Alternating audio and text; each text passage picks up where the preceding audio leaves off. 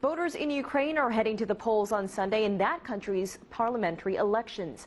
Hundreds of international election observers are on hand monitoring the vote, which the European Union has called a litmus test for Ukraine's democracy. Rowie Ruttenberg has the details from Kyiv. Partying for politics. Supporters of Ukraine's ruling Party of Regions celebrate their time in power. They're led by President Viktor Yanukovych, himself not up for re-election, though his parliamentary party is. Let our country be glorified as the breadbasket of Europe. We can do it. Just a few hundred meters away at the same time, a rally for the opposition, an umbrella party representing several opponents to the president.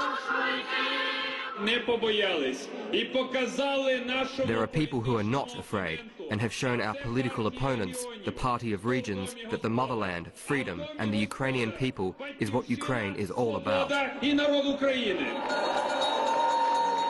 But the opposition's top figure, the former Prime Minister Yulia Tymoshenko, was noticeably missing from the ranks on stage. Tymoshenko is currently in jail over a gas deal signed with Russia, put there by the courts, critics say, thanks to the pressures of the president. Behind me is the court where Tymoshenko was sentenced 1 year ago this month. These tents were set up by her supporters during the trial, and they're still there. Tymoshenko is still very much a force in this election and could reemerge on the political scene. The European Court of Human Rights is reviewing her case, and its decision could force the government here to release her. Which is one of the main reasons Europe is closely watching the case and the elections. It's a test whether democracy works in Ukraine. If the assessment is negative, unfortunately there will be a crisis in Ukrainian relations with the West and the European Union. Both of which have been closely watching since the so-called Orange Revolution in 2004. Then Tymoshenko aligned herself with Viktor Yushchenko, the former president.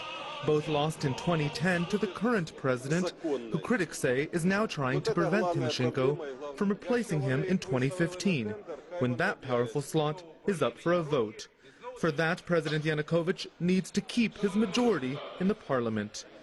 A third party, led by the boxing world champion Vitaly Klitschko, may end up the new kingmakers in Ukrainian politics. Klitschko has indicated he'll never join forces with the ruling party, and furthermore, he may join the others to stop them. Rowie Ruttenberg, CCTV, in Kyiv, Ukraine.